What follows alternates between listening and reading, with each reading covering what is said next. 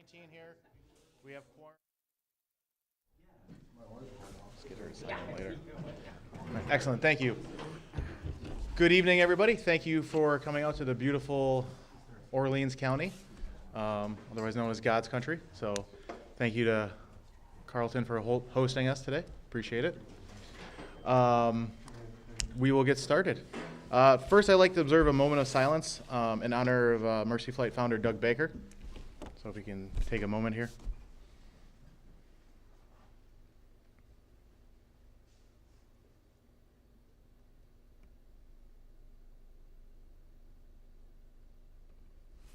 Thank you.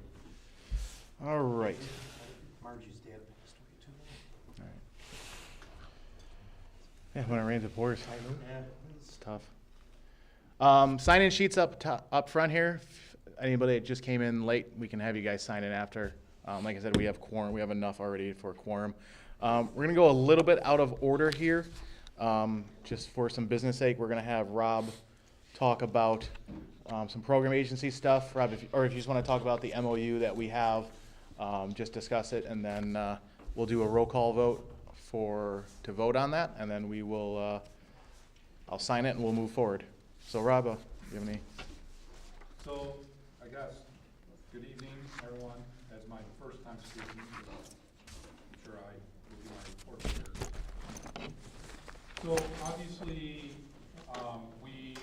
I've been working with Andrew, to come up with an MOU between council and the program agency of work we're gonna do and what that essentially is going to cost the council. So I just want to go over a few things in the MOU. It basically outlines that we're going to be your physical location, that we will do things such as receive paperwork, scan it, communicate with you about it, essentially be an office location. As members can come into the office and access the records at any given time. The only thing that we add is that we're in and out of the office quite a bit.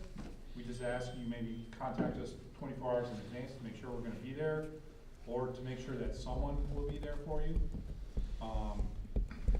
We're generally there from 9 to 5, Monday through Friday, except holidays and emergency situations. But we moved out of ECMC. We're now in Corporate, which is 77 Goodell Street. That's right off the 33. Instead of going left to go on Oak Street, you would go right to go on Goodell. We do have new numbers. If you want those, just give them to me after the meeting. Happy to give them to you. Everything prior to us taking over used to be through Lake Plains. They had a website with all sorts of information. Well, we moved everything to ours. So if you're looking for information or documents, to submit for like adjuncts or whatever, there's a lot of resources. It's ubmdems.com. I encourage you to check it out. We've added some things recently, such as the New York Jervitz, the hospital diversion report. So it tells you what hospitals are on diversion. So some other things, it outlines if this entity wants us to, it outlines the things that we're willing to do to maintain the website. In addition to that, the gentleman to my right here is Mike Krupski. You'll see him at future meetings as he does the video end, which now it's actually live streamed directly to YouTube, and then it captures it as a video and keeps it posted there. And then once the website's up, we'll actually post the links for each meeting on the website in accordance with regulations, laws, or whatever you want to call it. It outlines if we have to do any meetings virtually, that we will take care of those for you using a platform. More than likely it's either Zoom or Teams. That's the ones that we primarily use. It outlines that we're going to maintain all your PAD application notices. And with that, just so you know, when we transferred Lake Plains over to us as your program agency, we did get all physical and digital records from them. So we actually have those in our office. And then one of the other things is we're actually moving forward to digitize a lot of the records. So those will eventually actually be digitized for you. We also will carry over the fact that the Lake Plains used to record the meetings for Big Lake, or for the REMAC. Mike has graciously decided that he is going to take care of that and take over that function as well. That's not expenditure that falls on you guys, that's an expenditure that falls on us as a program agency, so. We're gonna work together on recruitment, retention, education. In the past, UVMD's done many conferences in Wyoming County. We're actually gonna start bringing those out here as well. So we're really expanding the education component and recruitment and retention. Some other things, if it becomes a responsibility of the REMSCO, we will support the REMSCO with any QA/QI initiatives. As you know, I do a lot of data work in the region. So with that, we have a lot of opportunities to be able to bring that to the council and the membership as well. We will also act as a voice, not only to the state data team, which I'm a part of, but the various councils that I participate in as well, which is the systems committee, the innovation committee. I'm on the collaborative protocol team. So I will be more than happy to be your voice for that. And then lastly, assisting any agencies in the Big Lakes region on mitigating to the CARES repository. So the CARES is the cardiac registry for enhancing survival, cardiac arrest registry to enhance survival.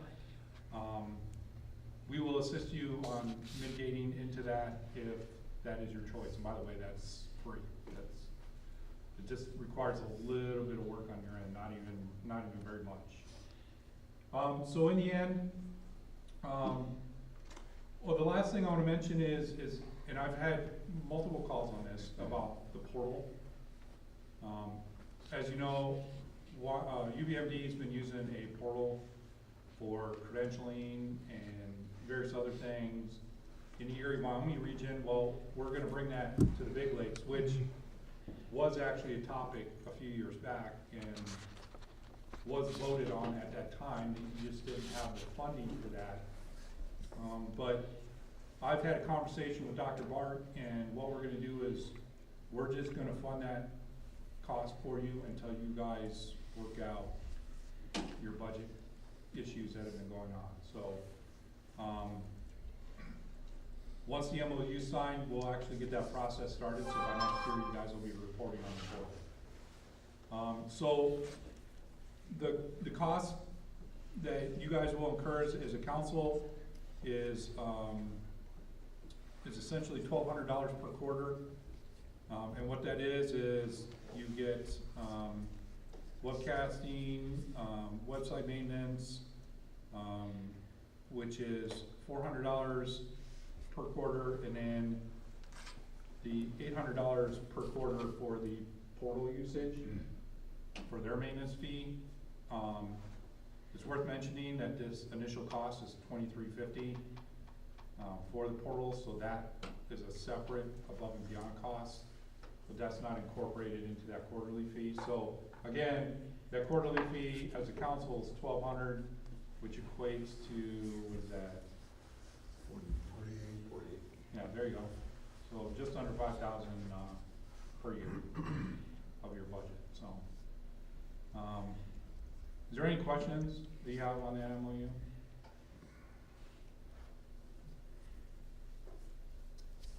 Does anybody have any questions for Rob? And one last thing, this did go to the DLA at the state, and the DLA, was fine with it, so it's approved at the state. Rob, I'm assuming that the stuff that was sealed years ago, you have? Meaning, There was some lock, cabinets and so forth that were from, yeah, so maybe Andrew can allude on this. When it comes to your grants gateway and your budgeting, we're still leaving that in Colleen's hands to deal with, because she's been dealing with it for so long. this was way before that. Yeah, I don't have any, all I have is the records pertaining to anything the program agency did, or anything, records related towards REMSCO that doesn't include financials. Financials are still with Lake Plains. Is that what you're talking about, John? No. If there's any other records, then no, I don't have them, because we did not go into any lockbox. If there's something I need to reach out to Colleen for, please let me know, and I'll reach out to her. Bob and I'll talk, Any of the file cabinets were taken to Lake Plains. And we did That's get where info everything when I went. was still with them. They were mostly financial stuff. Yes. by now they should be irrelevant to anything. It should have taken place a long time ago if it was going to.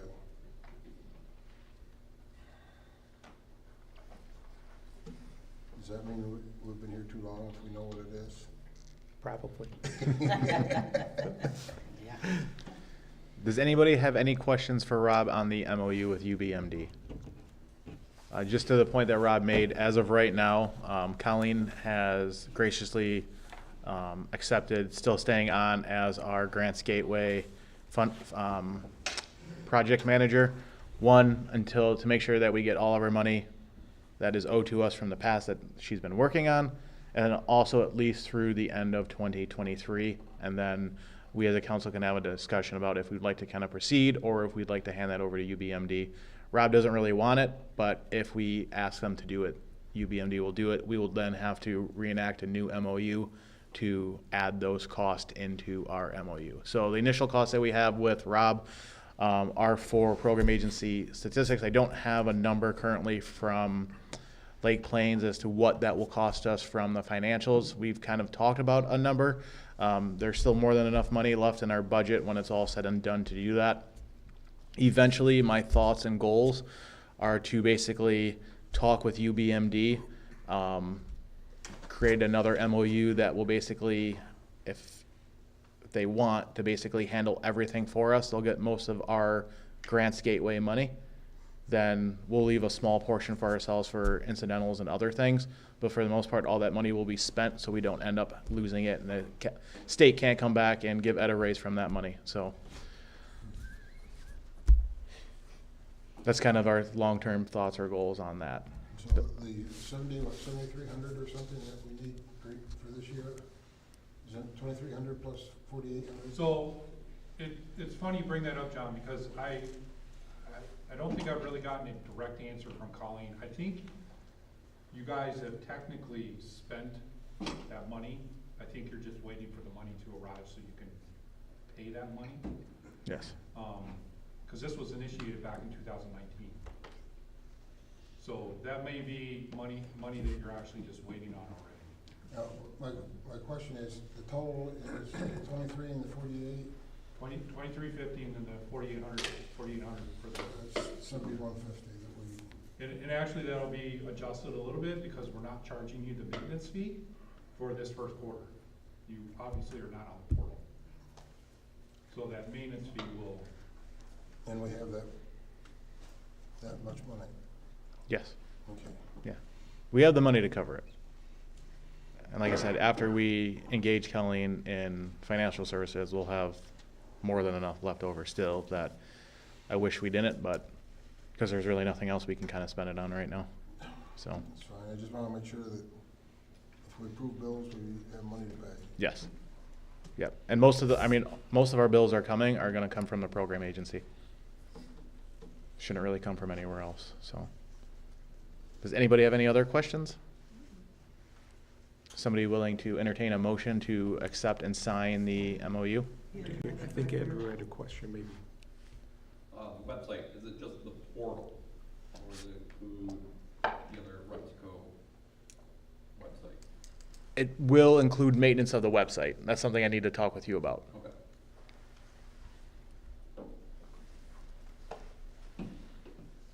Any other questions?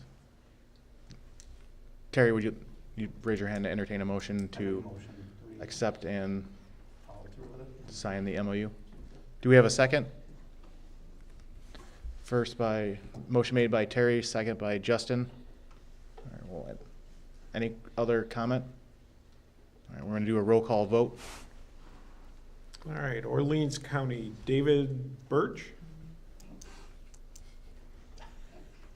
That's a yes. That's a yes. Let me rephrase it. There's three options. You have yes, no, or abstain from the vote. Steve Cooley, Yes. Kristen McAdoo, Yes. Justin Niederhofer, Yes. Fred Piano, Yes. excused, Anna Schooner, Yes.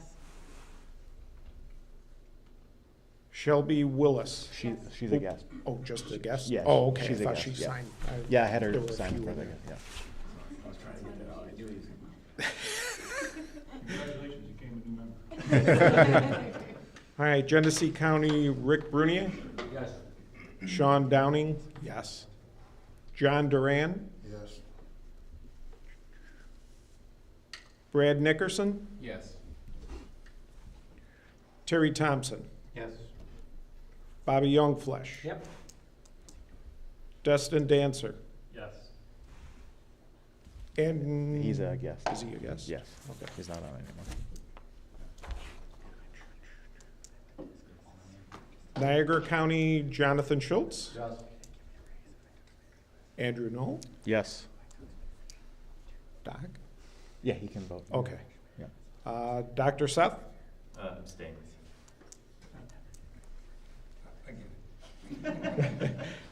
Sherry, Yep. Sherry, Yes. Sarah McCartan, Abstain. Aaron Moore, Yes. and all the others are guests? Yes, we're good.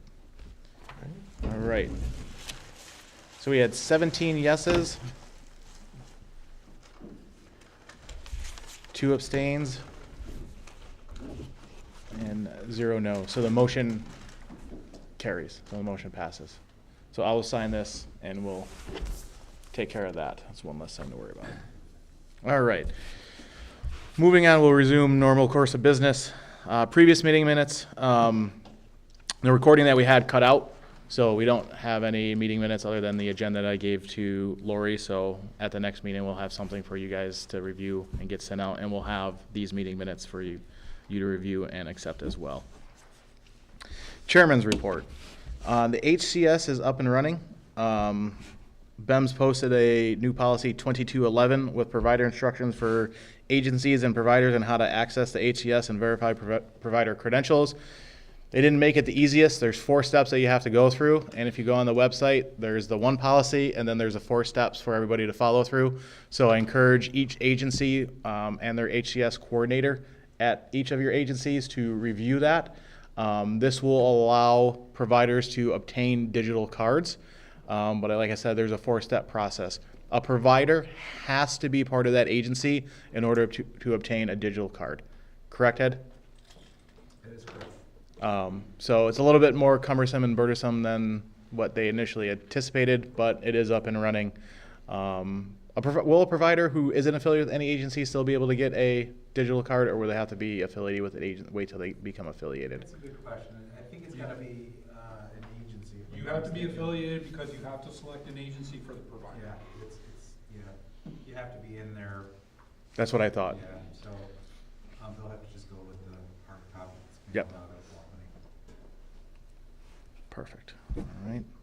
And then, like I said, if an agency needs an HCS coordinator or wants to have somebody sign up, reach out to Rob. Rob is our region's HCS coordinator. He will get you set up. Sort of.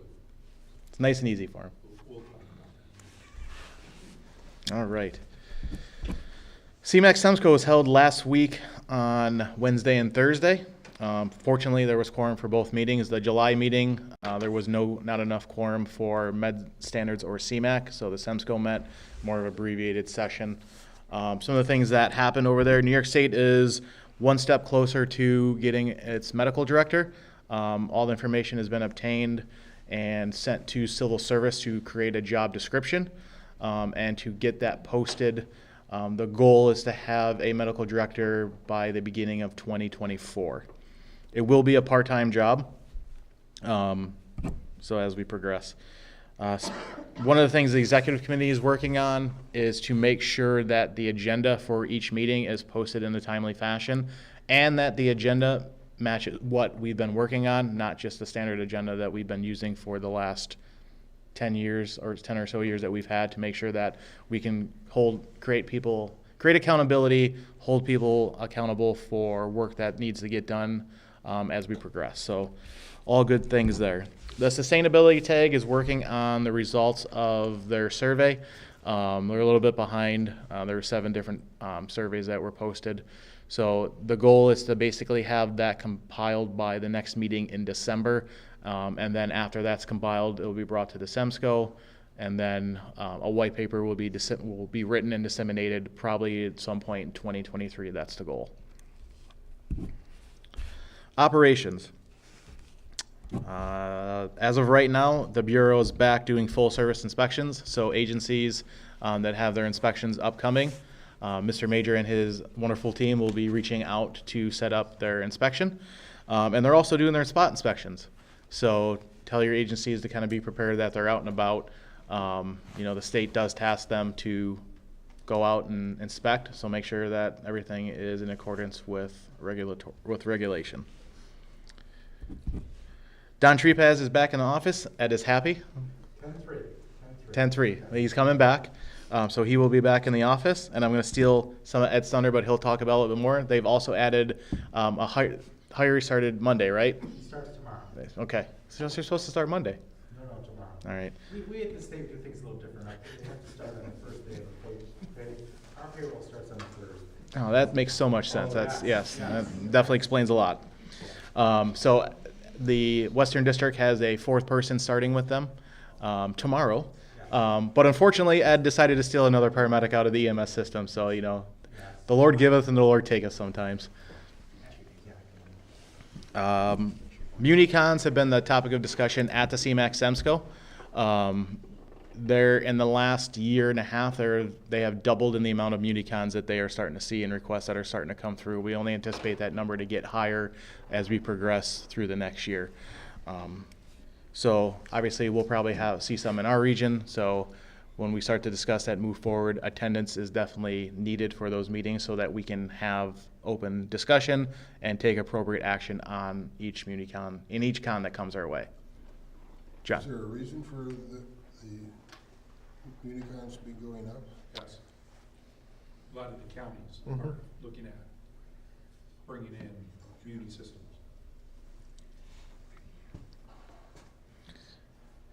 As we talked a little bit earlier about Grants Gateway and everything else, Director Greenberg assured everybody at the meetings that contracts have been going out and are being paid. So hopefully that includes us. He said if we aren't getting paid, then we're doing something wrong. But just like with anything, when you reach out to certain people at the state that handle that, they press you for new information. You send them a forwarded email that you sent them, 4 months ago, and then they don't respond back and they just sit silent until they send the other email saying, I need this information. So we will see. Ed, do you have anything you'd like to add on that? I have nothing further. Okay. You sure? Yes. Okay. I actually do, but I'll talk about it when Okay. We talked about digital cards. Surge and Flex is still operating. That's keeping Deputy Director DeZura busy. You want to add anything about that, Ed? No, I think that, the staffing model is, the reduction, COVID is still active, but there's still hospital capacity issues that they're working through, the diversion issues that are occurring, throughout the state, whatever. So there's a bunch of activity that's going on there. Executive orders. Executive Order 11 was discontinued. Fortunately, that was not related to EMS. However, what was related in there was allowing virtual meetings, which is the reason why we have to meet in person today. There are some carve-outs that do allow for virtual meetings to happen, but with that, I would feel more comfortable talking with an attorney before we decided to do that. The one concern that I have by going that is twofold. One, any site that we designate as a virtual meeting location has to be open to the public. Technically, this meeting is open to the public, so anybody from the public can walk in and join the meeting.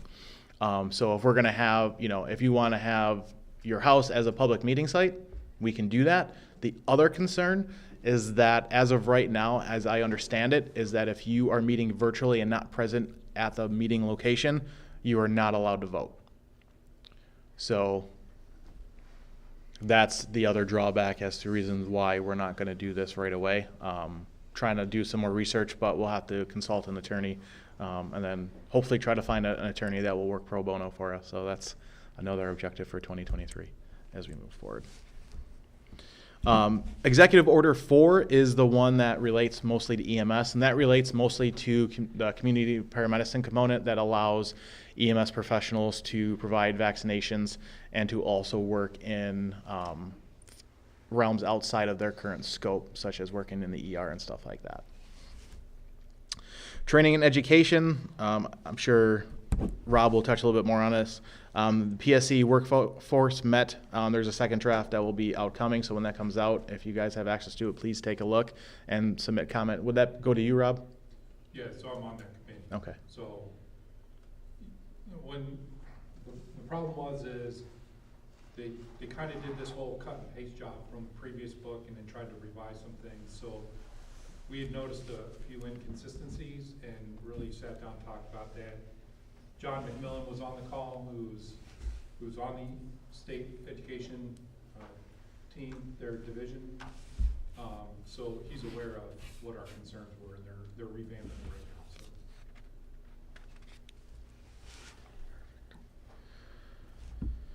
So. Finance Committee has a poll out to course sponsors for costing of their classes. So if you are a course sponsor and if you receive that, it's highly important that you fill out that survey and get it back to the Finance Committee so they can try to use that information to take back to the state for reimbursement for courses. Topic of discussion at the meetings were academy-style classes. Training and Education Committee went back and forth on is it 4 weeks appropriate, is 5 weeks, is 6 weeks, is 7 weeks, is 8 weeks, 10 weeks. What's the appropriate amount for academy? And I think the consensus from that is that they're still not really sure. They're thinking somewhere probably in the 5 to 6 week range for academy style. But also New York State is working to provide more of those courses, similar to what they did in early 2021, where they used that to get a good portion of the National Guard certified in case of crisis, and also some civilians certified. So more to come on that. And the last thing that they basically talked about was looking at the EMT course as a whole and how many credit hours would it generally be. No surprise here is that an EMT course is basically 11.5 credit hours. To be a full-time college student, you need 12 credit hours. So the question becomes how do we want to proceed? How do we want to move forward with this? Is it too much? Is it too little? Can we start to look at it and starting adding college credits to it as well? All of those things. I think, Sarah, you're working on that? Mm-hmm. Sarah and Robert, are you working on that too? I'm not on Okay. education. Sarah, do you want to add anything to that? So being on the EMS sustainability tag and also on the education and training committee, a lot of discussion revolved around should EMS stay as just a certification or should it be more?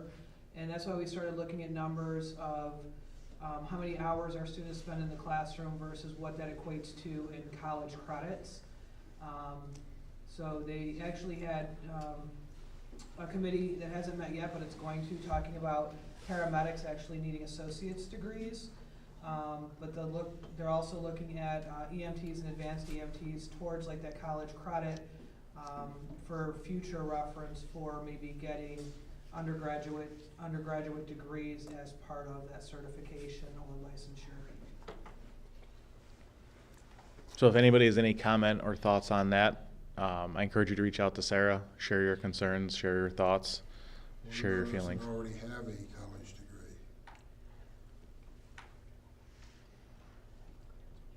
That's a good question.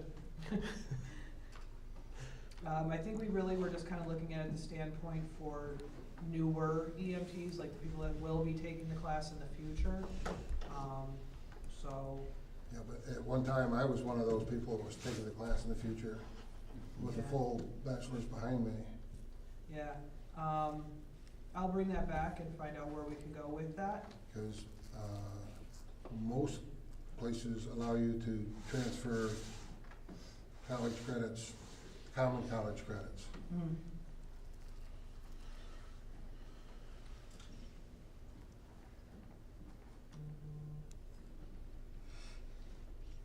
I'll ask that question. Anything else, Sarah? Perfect, thank you. Regulatory changes, basically when we met in February, or in May, when we talked about some of the regulatory changes that we discussed regarding safety in Part 800, they're still sitting in open committee, going to the commissioner's office, waiting to go out for public comment. So nothing's moved there. Rural Task Force, we were told that generally everything was going to be vetted by early fall. There's one more seat that they're looking to vet. The goal is to have that seat vetted by our next CMAC REMSCO meeting. So we'll see what happens with that. That will also help work in conjunction with the sustainability tag to talk about sustainability of EMS in the rural area. Med standards, there's a whole bunch of small motions that were made that were passed, mostly concerning downstate protocols and changes and stuff like that. The biggest thing that was discussed there was that moving forward, the Med Standards team has decided, the committee has decided that we will try to make changes to protocols one time per year. So there will be a time designated where those protocol changes will be brought forward, approved, and then a date when those will all go into effect instead of piecemealing a protocol here, a protocol there. This is done for a couple reasons. One, to keep up with provider safety and provider awareness of what's going on around them, to make sure that the providers aren't confused, and to not create confusion amongst them as to, did this protocol go to take effect yet? It was this yesterday, what is it today? So all good stuff there. And then there was a discussion on EMS telehealth. Fortunately, our REMAC has already taken action on that to allow for telehealth in our region. So really not much discussion is needed going forward with that. And then Stat Medevac, remember we talked about that, I think, in March, and I think a little bit in May. They are petitioning the CMAC to, which they'd have to go another channel there, but at least start a discussion with the CMAC to allow for a nurse and nurse to work together on a helicopter to take emergent calls in New York State. After some brief discussion, Chief Clayton from Trauma Systems brought up a whole slew of helicopter providers that provide service, that all from outside of New York State, that all provide paramedics on them and follow New York State regulatory body with that. What Step Medevac's trying to do is that trying to say that they meet all the educational requirements because their nurses take a pre-hospital course, otherwise known as the NAEMT paramedic program, except they don't sit for the paramedic program. So basically the discussion ended off that if this was going to be the case and they're already taking that program, just to sit for the NAEMT paramedic exam, get the paramedic credential, and then New York State will offer reciprocity to them as a paramedic to help alleviate that. So I'm sure that will go back to them. I'm sure they won't like that answer, and then we'll try to come back as to reasons why they can't. And one of the issues they're going to point at is staffing. I think all of us here can point to staffing and being understaffed. But the question also begs is there are no policies or protocols that nurses can operate independently outside of a doctor's order or doctor orders. So there's no protocols currently set up. So New York State would have to either fold them in to the current protocols or create a set of protocols that would allow nurses to work in the pre-hospital environment. Systems is working on a physician fly car statement. Right now, they're still waiting for B&T regulatory to get back to them to discuss where they're at.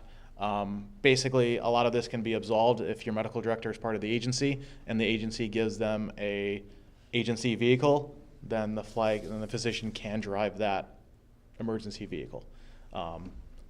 This would allow physicians to use their personal vehicles, but then there's a question of what do they actually have to carry and who regulates that and how is it regulated. So still working on that, more to come with that as well. Systems, in conjunction with legislative, had been working on the Part F document from the governor's budget. Basically, there was two committees that sat down, one from systems and one from legislative, that went through Part F with a fine-tooth comb. Basically, those that were on there discussed from the EMS perspective on how we as EMS providers and EMS industry want to be recognized and how we feel is best to proceed in the governor's budget, and how we can affect change that way. So there was a lot of good changes to make things easier for EMS to access, and also the main issue with the original Part F in the governor's budget was that would move a lot of the decision-making authority to either the director or to the commissioner of health. Basically, we came back and said, no. There was already a regulatory body that's regulated in Article 30, otherwise known as the REMSCO, that we have that.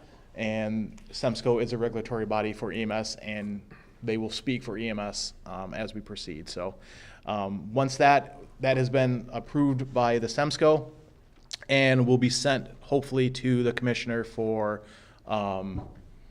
review and also hopefully acceptance into the budget, it's hard to believe that we're already going to be starting moving into a budget cycle for 2023. So hopefully that will get incorporated in there. Just like everything, it will go there. It'll probably be bastardized, and then we'll have to fight about this in a couple months anyway. So just if you kind of get your hands on it and take a look at it, review it.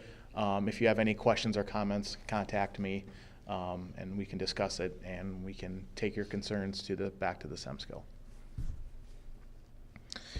One of the things, as we already talked about, CONs, there's a lot of CONs happening around the state, not just locally, that we will probably discuss in December. There's at least 2 right now that will be brought forth from ALJ decisions, from appeals, from prior decisions, and also at the REMSCO. My guess it will probably be a few more. The ALJ has been backlogged since COVID. They had a few ALJs retire when COVID hit and have had a difficult time hiring from there. So their course load is backlogged. And then one of the things that they're going to start to tackle, and there's going to be a couple of committees that will start to tackle this, are offload times at hospitals. We understand that offload times affect us tremendously. If an area only has one ambulance in service to provide in service, that ambulance should not be tied up at a hospital for 2 to 3 hours watching a patient. Understanding that there's a healthcare ecosystem that we need to work together.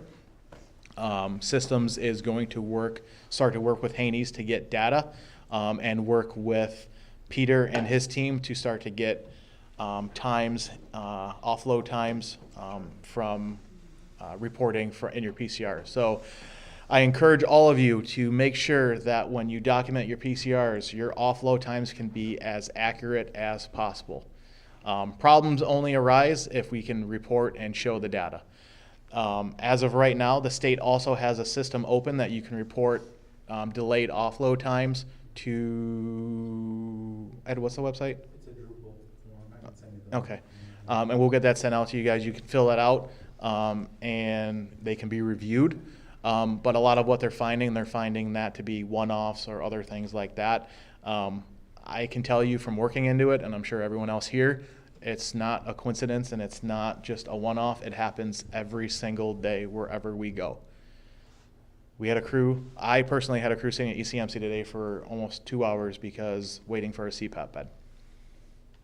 I also encourage you, when you get to the hospitals and you see an open bed and they can go in that, just put them in the open bed after you've been triaged. Tell the nurse that's where they're going to go. If your patient is ambulatory and stable, encourage that triage nurse to put them in the waiting room.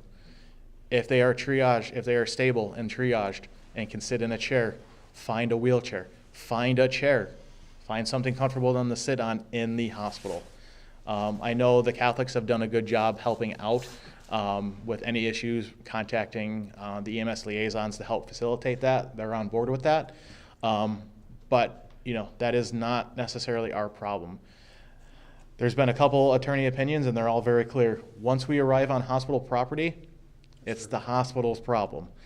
Now, understanding our providers are put in a difficult situation because they have to work with that staff on a given day. Also understanding that it's very difficult sometimes from a personal standpoint to leave a patient without representation at the hospital, making sure that you're doing everything for them and being a patient advocate. But all of us need to kind of start to, when we have these issues, to report them so that we can start to have the complaints start to pile up so people can see that it's not just an issue, or not a non-issue. Just one additional comment on that is that, you know, the property is a piece of it, but the triage and medical evaluation is crucial. So Yes. if they were to go in and say, hey, we're on property, don't come in the waiting room and not see. It's very clear to say after triage. Okay, thank you. Yes, we have to give report. We can't just walk in and be like, here you go, see you later. Now, but the other part of me says the same thing can happen because don't people walk into the hospital ER waiting rooms every single day? It's the same concept. Just because you come by ambulance, you are not treated any differently than somebody who walks in. They're triaged and taken by case. Yes? On that note, while we're on the topic, what happens if you're headed to a hospital, because this happens at a few, and they advise you on your radio or your cell phone report to go directly to the waiting room and bypass triage? If they're telling you to do that, you can do that. Perfect. We always have, I just wanted to make Yeah, sure. yeah. No, I don't. If you're advised to do that, you definitely can do that. Okay. Because at some point, I'm sure that you've given some form of report that they're accepting and saying that person's stable, can go into the waiting room. The other thing I'll say is, if your patient can walk into the hospital, start trying to walk them into the hospital. You know, it might not be the best course, but you can help offload them a little bit to get those ambulances back in service, especially your psychs, right? If they're violent psychs, you have to do what's appropriate. But, you know, somebody that just wants to go in and talk, that's coming from home, that crisis services has been there, and I don't know why crisis services cannot just put them in their car and drive them, because they're going to follow us to the hospital anyways, but that's a whole other topic. So as you start to see offload times and everything else increase, Ed will send me the form. I'll get it out to you guys tomorrow. You got it. I got it? Perfect. I just emailed it. Perfect. We'll get it out to everybody so that I can't encourage you guys enough to do that. Take it back to your agencies, take it back to your counties, wherever you can talk about it. The more information, and be as, you know, one-offs happen, right? One-offs happen. But when it's every single day at around the same times, or, you know, I get it. Hospitals are short-staffed at times. EMS is short-staffed at times. Ed, But since we're on the topic of the hospitals, are we making any headway with Strong West being the way they are, trying to divert us? To go directly to Strong is basically. But yeah, going to the city when it's just just like a tummy ache or something they can handle. There's been a few conversations about that. As far as making headway, I don't know the number of incidents, so I would think that we could talk offline about it. No, Yeah, I know there's been the meetings and Yeah, there I know was- it's just, I'm sure, Leroy's probably running the problem. I know, I know Yeah. we've had to report it and everything else. I don't know if anything has Yeah, been there's- said. And I know that when we get the Unity or Strong, they're asking, why did you bypass Strong West. Strong West? Why are we here? So that's just something to, Yeah, I don't need a, I will say it's the only hospital I've ever gone to anywhere that's required me to speak to a physician to have permission to bring a patient there before I can go there, which is, So everybody has to get names of these people, Nat, because my wife's not hearing that. So, I know. so and I mean, Yeah, Yeah, dates obviously, and we have a times, section there as well. and certainly, I would encourage EMS agency, are they still having meetings where they're meeting with EMS, or no? They used to have them over I there. don't know. I don't know if Like, To I my don't know. knowledge, that fell apart with And it COVID. kind of thought it fell apart, but the fact is that at least your agency leaders can be reaching out to their administrator and see if there's any progress, because if, and tracking it. I mean, I think, data drives the system from that perspective, and I think you've got to be able to give them specific incidence dates and go from there. If that does not work, then certainly you can, I can give you the number to the hospital complaint line, which is certainly an option. But we would prefer to try to solve it between the administrator and, EMS should get in a room and have a meeting with those administrators and bring in some specific data and obviously, collaborate to try to solve the problem. Is it one individual? Is it a high demand period, or is it just a standard that they've established that they're going to ship everything, off to the tertiary center? So, I mean, I think that's the kind of information that we would need as far as anecdotally, we're aware of some situations. We have had communication to the hospital, our hospital division, okay? Or we'll call the charge nurse or the administrator on call, whatever. Sometimes it's, it is easily worked out. Other times it's, hey, they are in a bad situation and don't have the availability of resources like every other facility at this point. But that's my recommendation, to try to solve it. Okay. With anything, I think we want to have some accurate data with, like you said, the one-offs. I would just use some caution. I would think this would come from EMS leaders Yes. reporting the delays. Yes. And not putting this out to general staff. Oh, absolutely, yeah. Ed system, the state system is just gonna get flooded Sure. with stuff. Yeah. So I just wanna make sure that people are doing that. I filled out 2 in the last 12 months, and they were just crazy, three and a half hour wait Yep. times. And we do analyze every one of those. I get an email every time, Yep. 2, 3 in the morning, Yep. whatever happens, it's wonderful. But, it's the reality of the situation. Right. I'm not talking a 45-minute wait time, which is still, I think, excessive by any means. Sure. Yeah. But those are those typical. If you can, noon yes, At a certain facility, on a Friday. yeah. So, but yeah, those 2 were a little bit different, so. Yeah. All right, as long as No. we're on the same page on that. No, absolutely. And to everyone's point here, I think, we as leaders make sure that we get that out to everybody, and we fill out those forms or take it to the agencies that aren't here to remind them of agency leadership to fill those out. Try to get as much information as possible. Names are always important, right? You don't want to have, you don't want somebody to be ambiguous. You have to start naming some people, and sometimes, there might be a little bit pushback at first, but that's how we can affect positive change and not always continue to practice the definition of, and let's be honest, it's not always facilities. There are crew shenanigans that happen as well. So that's why we want to make sure that it's not crew shenanigans, that it's actually facility issues. And at least for my agency, I know when it's probably a true facility issue, because the crew arrives and within 5 minutes of them being there, they're calling already complaining that they're being told it's going to be a 2-hour wait. So that's generally how you know if it's a facility or if it's a crew problem. But I would say anything more than an hour on a consistent basis, hour and a half, 2 hours, depending on where you're going and what you're likely to see. We haven't run into anything. We walk into North Street and they say hello, and then Sure. within 5 minutes we're in. Strong is pretty good unless it's Friday at 3 o'clock in the morning and Yes. it's 80 degrees out. And Yep. Absolutely. But those are one of those, but even if you're there for 2 hours, that's something to know, because if 4 or 5 people are complaining that every Friday when it's this temperature, you can start to point and say, well, Strong needs to plan for that. It's a hospital issue, not an EMS issue. So basically, I would say anything more than an hour, but more on a consistent basis. If somebody's there for an hour and 1 minute, it's probably not a problem. Hour and a half, 2 hours, 2.5 hours, 3 hours, 4 hours, anything more than 2, definitely start to complain. Not complain, but voice your concerns is a better term.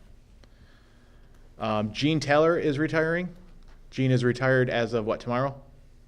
Yeah. Today? End of the pay cycle? So Gene is now retired.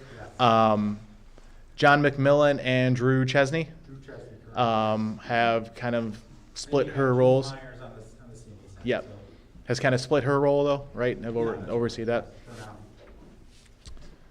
now.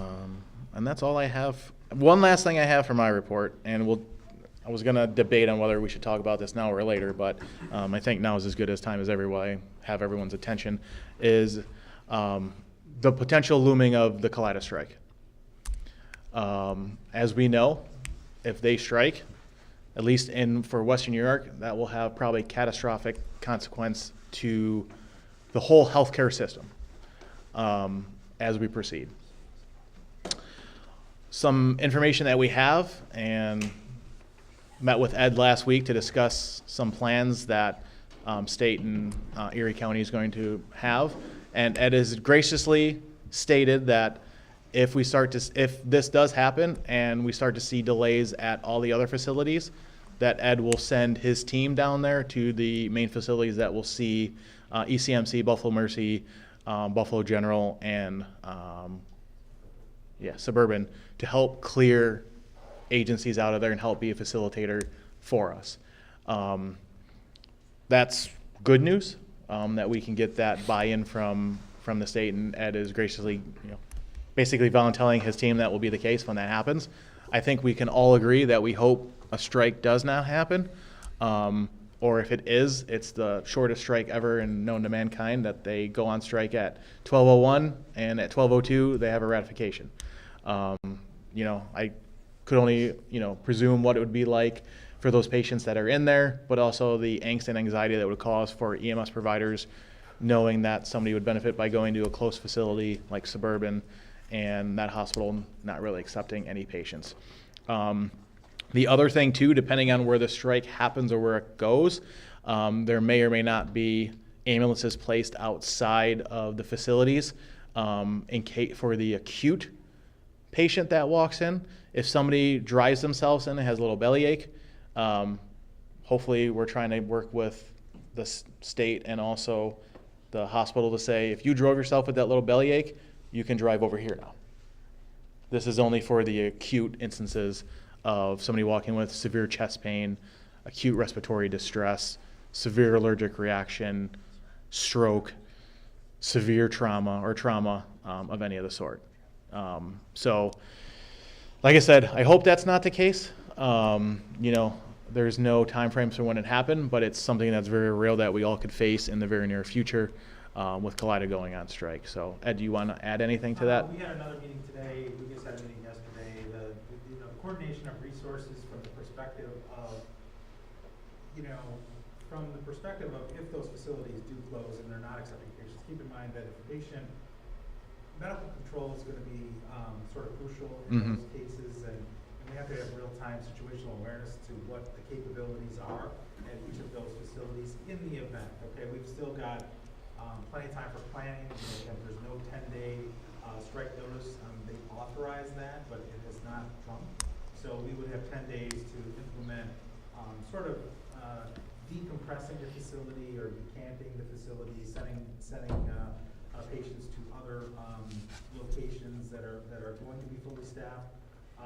If we get to an actual strike, we're looking and researching some possibilities of destinations, basically load balancing. I mean, EMS does a good job overall of load balancing by itself from a systems perspective, but really trying to prevent a situation where a patient goes to hospital A and then we have to transport them out to hospital B or C to eliminate, just get them to the point of destination that they ultimately should end up at. So nothing different than current, but that's sort of the planning that's going on and utilization of resources effectively. So we will see. Thank you. And Dr. Lynch said if Kaleida does provide notice, or if the union does provide notice to strike to Kaleida, that Dr. Lynch would have more information that would be forthcoming at that time. One of the other meetings that we were at, ECMC had concerns because they were already at, Monday night of the Bills game, they were already at 232% capacity then. Yes. And they've been struggling even since the Catholic strike. They're still struggling with capacity issues there. Yes. Because Catholic hasn't opened up all their wings again. So they're like, if Kaleida does strike and they get the same deal that the Catholics did, he's like, we're going to be screwed even more. It's just gonna further burden a healthcare system that's already on the verge of collapse anyways on any given day. So There's no timeline right now, though? no, it could come at any moment. I believe that, was it last week, that there was, they didn't negotiate at all because Kaleida had somebody in there for a review of something. So there was no negotiations. They went right back to the table this past Monday, and I believe continue to meet on a daily basis. I don't know how close they are. Everything that you hear is hearsay. You hear one thing from somebody, one thing from this. I just hope and pray to God that they come to an agreement before they actually go on strike, if they give a strike notice. For those of us that don't ever go to Buffalo, what part of the hospital is going on strike? Nurses? Nurses. Nurses? Yeah. So nurses at Suburban, DeGraff, Buffalo General, and Oshai. Which leaves ECMC and The Catholics. And any given day, like today, Sisters of Charity was a zoo. They started the day holding 19. So that just further puts a burden on an already overburdened system onto somebody else. Which, for those of you that don't come into Buffalo, you'll start to see this trickle to the east. Yep. And maybe to the south. But we don't necessarily concern ourselves with the south, but we'll start to see that trickle, because they have to go somewhere. That's happening nurse-wise too. Yes. So just kind of keep that in mind. And I mean, it might change your mindset, right? If you know you have a high-level trauma and you need to take them in the ECMC, they can probably still accommodate that, but at what cost? How busy are they going to be? Are they going to start to use those trauma rooms to get patients in and out? Because I can tell you, you can go there anytime after 3 o'clock, and it's pretty busy in there. that's before flu season starts. Yep, and we're already starting to see respiratory season kick in relatively early. So, Did REMSCO pass the recommendation of CMAC for the AEMT intubation? Yes. yes, Were you going to talk about I was gonna, that? yeah. Okay. All right. So that takes care of the medical director report. Treasury report, no report from there. Still working on that. We'll discuss it as we go. Let me go through here. UBMD. Program agent. Come on up. That way everybody doesn't have to look this way. Have a seat.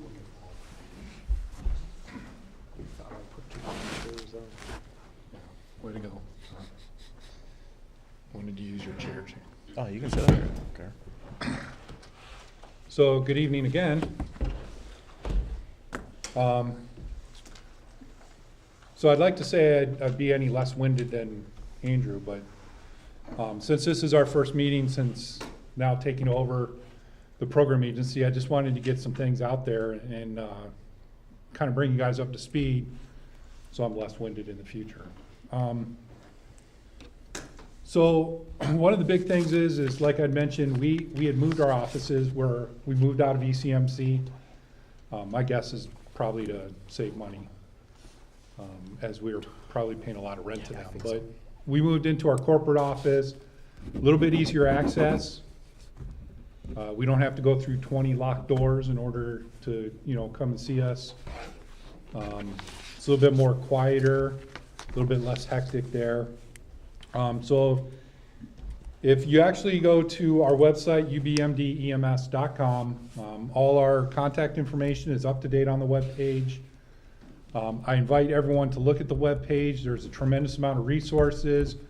I work with Mike. We're continually updating to kind of bring it more into 2022 and looking forward to the future.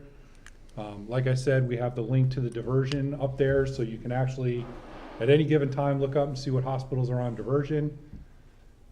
We have links to the REMSCO pages, REMAC pages. We have resources for officers, VMS agencies. And so please check it out. We're also continuing to update the Facebook page. I have been added as an administrator so I can update, and I put Mike on so we can update the page. So either resource is good. I invite you to also sign up on our listserv. If you haven't, just go on our main webpage, trickle down just a little bit, and on the right-hand side, you just fill out your information, and you'll get all the emails that we send out, right? Since I'd like to say that I can maintain 5 counties all by myself, I cannot. So some of you might have noticed we put out a job posting for an associate EMS director who ultimately will be taking over this region and working with you guys. That doesn't mean I'm out of the loop. However, on meetings like tonight, you may or may not see me on occasion because that person, whoever we choose to hire, will be the primary contact. We have Karen in our office who does a lot of work with you guys, especially with processing paperwork for the REMAC. They work with the REMSCO leadership. So either feel free to reach out to her or myself at the office, or whoever we decide to hire. Hopefully we'll have them in place by the end of October. And that's really gonna depend on a lot of when our contract with the state actually gets signed. It's submitted, we're just waiting for it to go through its process.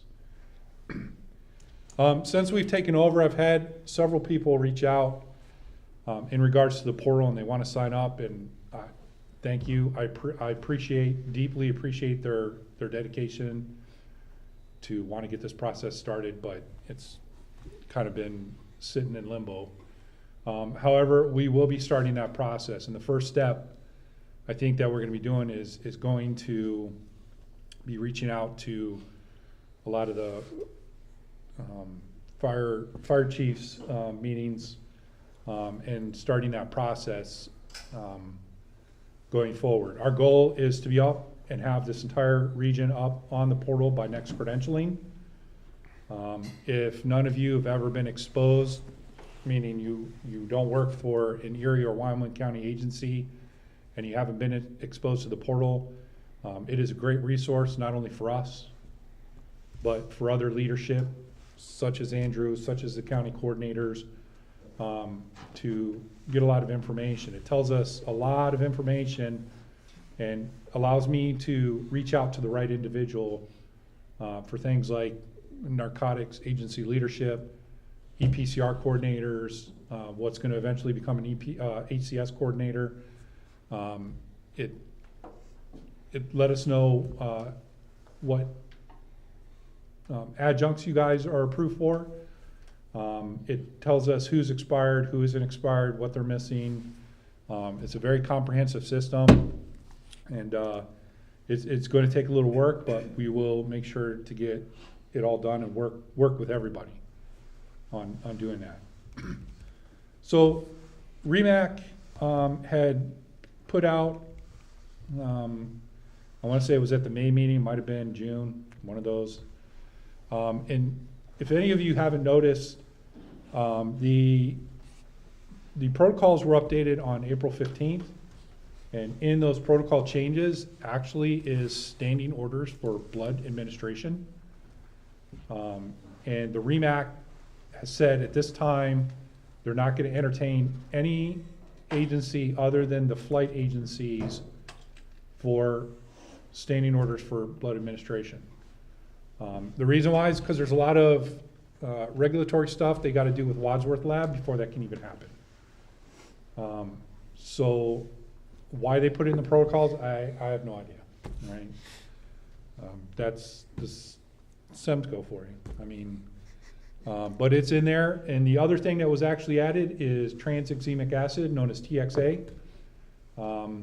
And REMAC does say that agencies that are eligible, because it can only be administered by a paramedic, can petition the REMAC with a letter from their medical director saying that they're willing to allow the agency to administer TXA and that they've had the training or the necessary education behind it.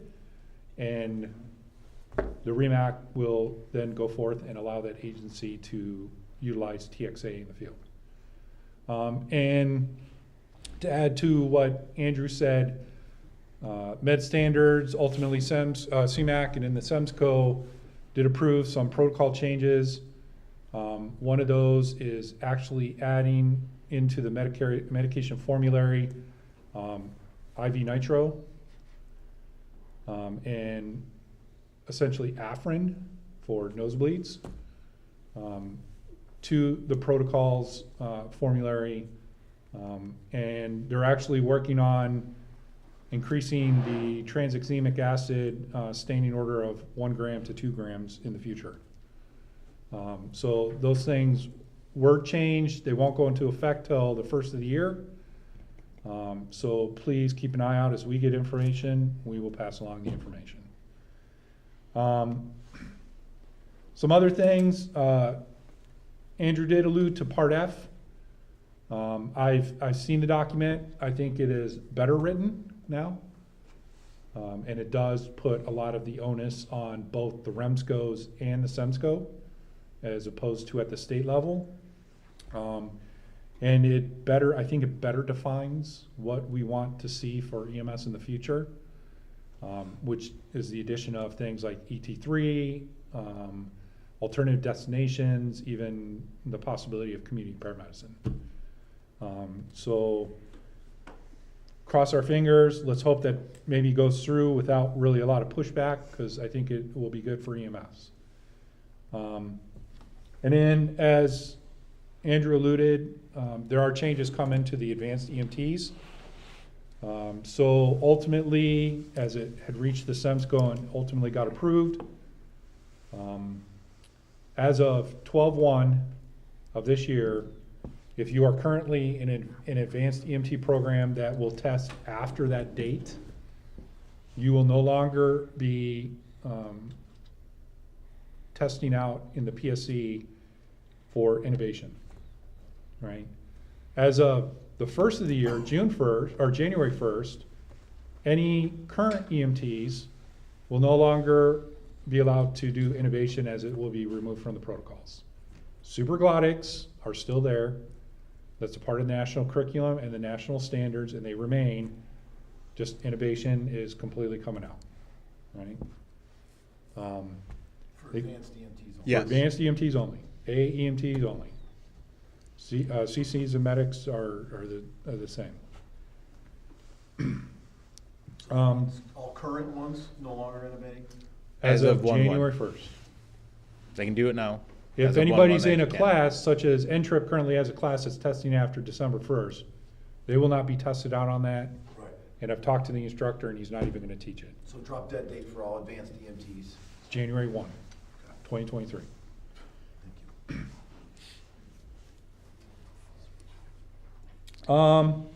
The good news is that, sorry to interject there, No, is that sorry. there's a pilot for EMTs to bring supraglottic airways to the EMT level. So if an agency is interested, they need to reach out, sign the MOU. Were you gonna talk about that? No, they need to give it to you. They need to give it to me, and we will process that forward for you to take part in the pilot and follow through all of that. So the good news is at some point, probably in late 2023 or early 2024, supraglottic airways will be at the EMT level. So, just to touch a little bit more on that, you have to be a transporting agency. They won't do it for BLSFRs, not under the pilot. It's being run through Nassau County, I believe. Hudson. Suffolk, Hudson Valley, Hudson- that's Hudson right, Valley. Hudson Valley. Hudson Valley, as soon as I get the official paperwork, I will push it out, because I think it's a great opportunity, and I think there should be some agencies from the region that participate. Because I really think that supraglottics, in my opinion, were designed for EMT levels. So I think we really need to give that kind of a push and get it out there. And I'd really like, as a program agency, I'd really like to see some participation from all 5 counties that we run. So as I get more, I will get more, right? That's how a lot of other states do it, right? I think there are other Yeah. states that do it, yeah. I think this is specific to the iGel though. So if you don't carry it, you might have to at least purchase some of those iGels. I don't think it applies to King Tutors or LMAs. not sure, it could be wrong, but. So, one of the things that we're gonna be looking at doing, is really starting to push heavy as a program agency with the REMSCOs, working with you guys on recruitment and retention, and thoughts, ideas, concepts, executing a lot of this stuff to try to really be more active in the recruitment and retention. We don't have a model on that yet. I've got money, and we're looking to spend it in that realm. I think the state does a pretty good job on the fire level of pushing recruitment and retention, and I think we need to start pushing it in EMS, right? So Andrew alluded to the HCS and establishing coordinators for each agency. I do want to let everyone know I've got, between all 5 counties, roughly 3,000 providers. And I don't have the time to validate 3,000 users in the HCS system. I'm gonna put my focus on creating HCS coordinators, which is a little bit more manageable on my level. The caveat to that is when I actually went over to UBMD last year, they took all my agencies away for Big Lakes. Now I'm trying to get them put back on, so that I can start that process. And I expect hopefully in the next week or two that will happen. So once that does, I even had a conversation with Rick today. Not Rick, sorry, Pete. And I did have a conversation with Rick about HCS. So it's a little bit on hold, so don't reach out to me tomorrow. There's nothing I can do about it at the moment. I will. Wait till Friday. Yeah. Maybe the state will get that fast. It's a new payroll week. Yeah, it's a new payroll. Friday. So, and they got a new person, so. Yeah, we got resources. Rob, when the providers sign up for that, they start going through, doing their things, who's double checking what their agency is? Does that get kicked back to? Yes, there's, So when- HCS coordinator for that department that's on file, so I would have to approve them? Yes. going Yes, forward? Okay. yes, and the instructions are in there. So the way it works is there's a link that users can go to, they just fill out some information. Then they reach out to the coordinator, let's say it's you, Steve, right? And they say, hey, I signed up for HCS. They have to give you their username, and you have to see their ID, because it's gonna ask for information off the driver's license. And then you go in there, you punch in the user ID, and it populates everything they put in, and then you finish it out and assign them to Medina, Okay. right? And then it actually kicks an email out that they have to establish their password, and then they got access. So it's really not a long process, but if I were doing 3,000 people, it'd be very long, Yeah. so. Similar to EMS charts or whatever else. Yeah, okay. It starts with us. John has a question. Yes, John. What if there are 3 or 4 different, they work 3 or 4 different places and volunteer in another one? That would be a question for Ed. Good question. Good question. I don't know. Pick a primary. I was gonna say, it's probably your primary. I think you could register for multiple entities, because all it does is, like, you as the coordinator, say Steve's the coordinator for Medina, you can only see, you can't print out their cards, okay? You're not gonna be allowed to print out their cards, but, publicly, anybody can go onto HCS and see somebody's certification, it's public information. So that individual then can print out their digital card if they want. So that's really the only additional advantage to it in a sense, right, currently. Yeah, Okay? so you only need to be with one You only agency, need to be with one agency. because it's just gonna give you the option to print. Yeah, it's not. So as long as you're you know, aligned with one. So if I already got a copy of his card, I don't really care. You don't, but like this extension, updated in Yeah, the system, so. Yeah, so there's some advantages, and I think futuristically, there's more things to follow that are, further developed. Linking different, agency codes and that kind of stuff, so, But I'll follow up just to make sure that information is totally accurate, that you only need to sign up once. No question back there. Do we know what happens moving forward when somebody leaves an agency and goes to another agency? Who's responsible to submit that change? So if I had to poke at a guess right now, I'd say the new agency. Yeah. I can get more information on it, Dustin. So, I mean, I'm sure it'll all come out in time. Yeah. Just curious. yeah. Okay, anything else on HCS? Yeah. So I know that currently we're not in a position to deal with your contract and or budget.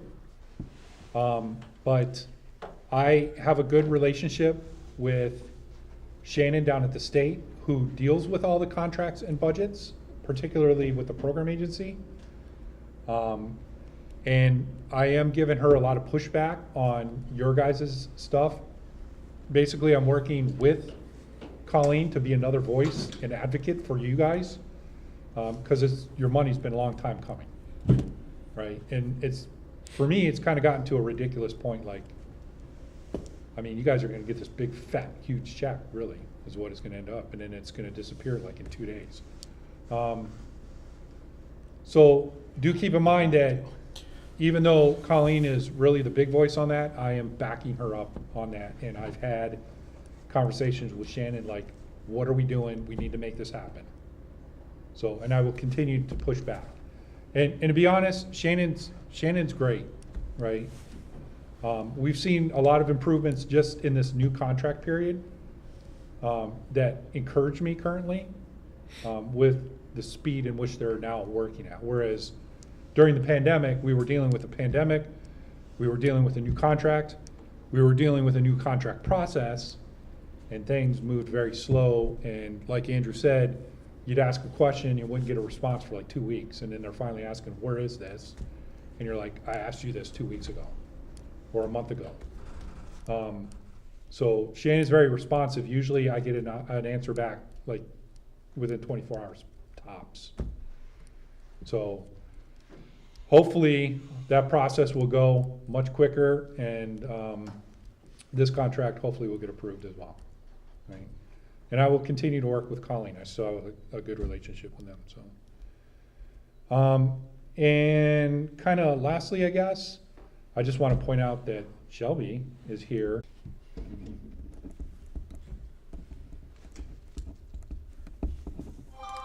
Thank you. Thank you, Rob. We'll get to you in just 1 minute. Mr. Major? Yeah, I'm gonna be brief, which is rare, so, EMS Memorial 10 heroes were added to the memorial. Memorial's being revamped, that'll run out of space, so, there'll be, a new, the monument will be basically replaced with, a new monument, going forward, and there'll be some enhancements made to it, and all the existing, basically, names will still remain, but it's very sad that we had to expand that memorial that we never thought we'd have to expand with all of the line of duty deaths and stuff related to 9/11. So always keep that in mind. But the only other thing I think that we have not covered, vital signs is in Albany, October 27th through 30th. So if you haven't signed up, registration is open.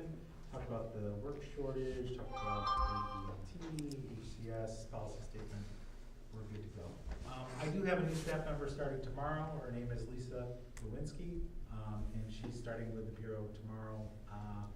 It'll be her first day, so we look forward. She will be servicing primarily Big Lakes and Finger Lakes, so she's going to be my Lake Regional District Chief.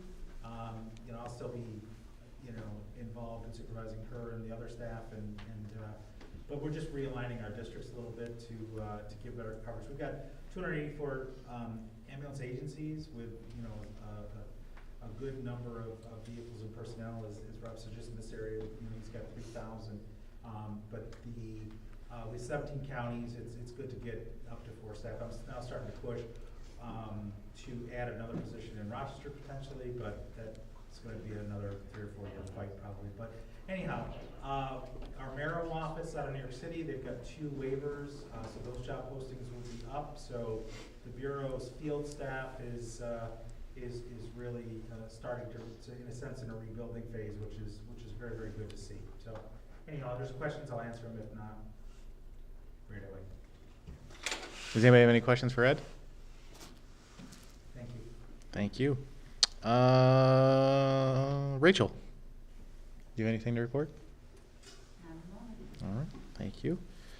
Committees, nothing for bylaw, nothing for finance. Rick, CON Systems. County Committee, we received one application, committee reviewed it, deemed it incomplete. That application was for transfer of ownership in Genesee County. It's been returned to the department with a hit list of what they need to satisfy the application. They're currently working on it and plan on resubmitting at a later date. Excellent. Does anybody have any questions for Rick? Just for curiosity, What's that? who is it? Alexander Fire Department. Okay. Perfect. Just curious. No, you're good. Transfer to a district? Pardon? Are you transferring to a district or? They were incorporated with a EMS side. Yeah, And okay. they want to get rid of that. Gotcha. They're going back to the Back fire to side. Fire side, okay, cool. Gotcha. All right, old business. We already talked about Part F. A couple of things that we talked about before. We had some good momentum, and then we broke for the summer. Was kind of creating a mission statement for our organization. Basically, what is EMS moving forward? What does it look like for us in our region? I believe Terry started that conversation. I'd like to get that conversation back going. So I'll kind of compile that email again and send it out to everybody to kind of see what they think and offer their thoughts and feelings on it. And hopefully it's something we can discuss in November. So old business, we'll go to new business. I'm Shelby. I'm with the Kendall Fire Department. I'm the EMS captain. Unfortunately, we are planning to close our ambulance at the end of the year. We'll be starting BLSFR beginning of the year, hopefully. I have my application. We need a letter of endorsement, basically saying that REMSCO is okay with us dropping our ambulance and going to BLSFR. We will review it, and I will work with Rob to get Rob that letter, and you can get that out to them. You want this? Yes, please.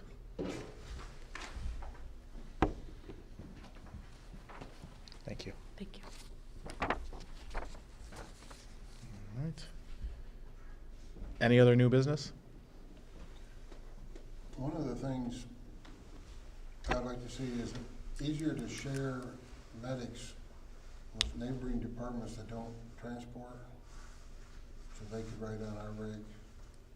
That would be part of the mutual aid plan for that county. Isn't what the law says. So you have to do a shared services? Yeah, you have to have, both departments have to have the same territory.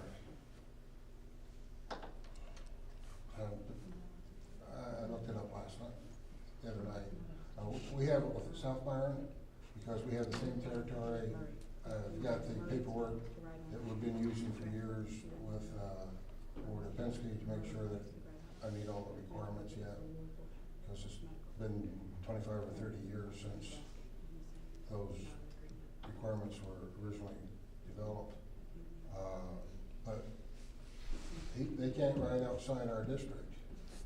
So when we get called to a neighboring district, only Byron members can ride on the ambulance because we can't ride outside the district. We should talk a little bit about that offline, but there's some other potential opportunities for shared services agreement, through the county, basically county mutual aid, shared services agreement, creating, now, if it's fire department, you can't be a member of 2 departments, but you could Can't be a create. member of 2 volunteer departments. Correct, 2, yes, you cannot. They need to change that rule. Yeah, that's a town law, right? But as long as you can only be active. Yeah, but there are ways to effectively utilize resources, you know, whether it be the dual tone situation, or an activation for a call, shared services agreement, that type of situation, allowing those other members to be, or those other department members to have access to your ECR program. There's a whole bunch of logistical things that kind of go into it, but if you're working with your lawyer and he's giving you guidance, then I would recommend you follow that guidance. But there are other departments that have kind of, there's counties that have basically said, anyone in this response area can go, you know, if they're passing through that kind of stuff, obviously it's gotta be accepted by the state, there's things that are in writing, and there's specifics that are detailed as far as how do we operationalize this, so there's not confusion and people fighting on scene, and, you know, this is my call, your call, and I'm in charge, you're in charge, type of thing. So coordination of those resources is essential, but that stuff should be all spelled out in basically a shared services agreement. You would do a mutual aid agreement, shared services agreement, create another membership level where you're mutual aid members, that type of thing. So we've seen some unique things that have happened to optimize patient care. Penske should be able to. Oh, he's gonna. Penske Power, Yeah. so I like Penske, but. Yeah, whatever one you're using, I mean, that's whoever, I don't know who your lawyer is, but I don't represent him, but I'm just saying. Okay. They should be able to give you guidance.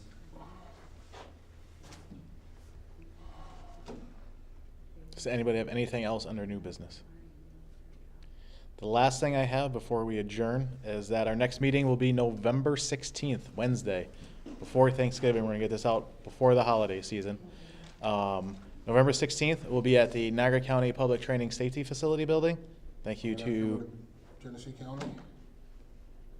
We were supposed to meet there in May, but June, but nobody was able to make it. So to keep going on to make sure they will then be in... We'll be the next one. January. John has graciously allowed us the use of his building, so we will be meeting there. It is election night.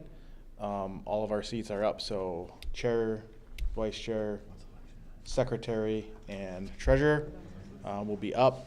And also, too, we will discuss committees. We're going to talk about getting back on committees. So think about a committee that one of you guys are interested in.